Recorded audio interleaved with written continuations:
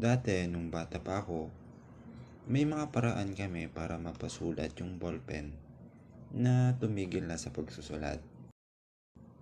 Una, isinusulat namin sa papel ng paulit-ulit hanggang sumulat. Pero kung hindi pa rin susulat, tinutusok namin sa puno ng saging. Ewan ko ba kapag effective yon, pero ginagawa namin yun dati. Kung hindi pa din, doon na namin babaklasin. Tapos hihipan namin yung dulo nung nasa loob. Kung ayaw talaga, dito na papasok yung madugong part. Tinatanggal namin yung part na may bearing saka namin hihipan. Minsan hinihigop din sa kabila pero dapat dahan-dahan lang dahil nahigop ko yung tinta napunta sa dila ko.